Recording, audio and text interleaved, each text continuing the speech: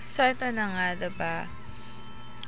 Una, nagpatingin ako sa, sa center namin. Tapos, ang sabi nila is may tonsil din daw ako. So, ang ginawa ko lang na mumug ng asin, ganun. Tapos, hanggang sa napapunta na ako sa Pakil. Tapos, binigyan ako ng reseta. Kasi nga, 'di ba, una muna nun, meron na medyo mataas yung aking cholesterol. So, minonitor. Tapos hanggang sa hindi naman nawawala yung sa lalamunan ko. So, ang kabaliwan naman, ka-idol, binigyan ako ng gamot sa Pakil ng omeprazole. Kasi nga, ang sabi ko, masakit yung sikmura ko. Tapos, pag minsan lumulungad ako ng mapait na maasim na basta hindi mo maintindihan, mga ka-idol. Parang bumabalik yung kinain ko. So, ganun. Tapos nga, nahihirapan akong lumunok. So, edi, ayun. Hindi ko ininom yung gamot. Kasi nga, sabi ko nga, parang, magagamot na naman, ganon. Eh di, ang ginawa ko lang nun, binaliwala ko lang siya, mga ka-idol. Tapos, parang pakiramdam ko, papalala ng papalala. Hanggang sa, sabi ko nga, hirap na akong lumunok, talaga. May pagkakataon na parang may bumabara sa ganito ko. Tapos, di hanggang sa napapunta na ako, diba, sa Pakil. Tapos, nagpatingin pa ako kay Doktora Dada. Pero, hindi pa rin ako nakuha. Tapos, hanggang sa nagpatingin din ako sa sa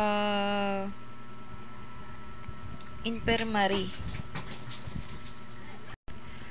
So, nakapagpatingin din ako sa infirmary. Tapos, ang hindi rin ako nakuha ng mga binigay na gamot. Kasi nga, mga ka-idol, hindi nga yun yung gamot dun sa, sa dinaramdam ko. So,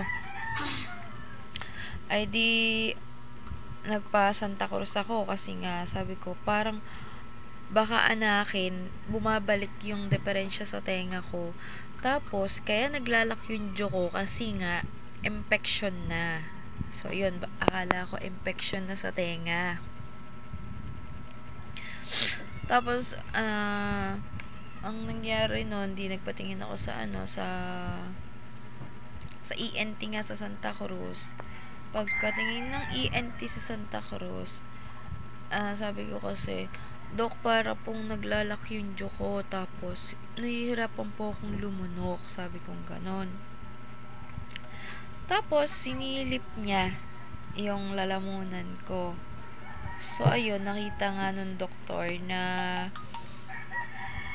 yung acid na dapat ay nasa sikmura lang ay umakyat na dito sa aking lalamunan. Yun ang pagkakasabi ng doktor. So, umakyat na sa lalamunan yung acid, kaya ako ay nahihirapan na lumunok. And then, ayun nga, alam nyo ba kung ano rin bigay niya sa akin na gamot? Ang binigay niya sa akin gamot ay omeprazole. Ipinainom ako ng omeprazole 14 days. Iniinom ang omeprazole ay sa gawa ko na ng bagong video. Charat!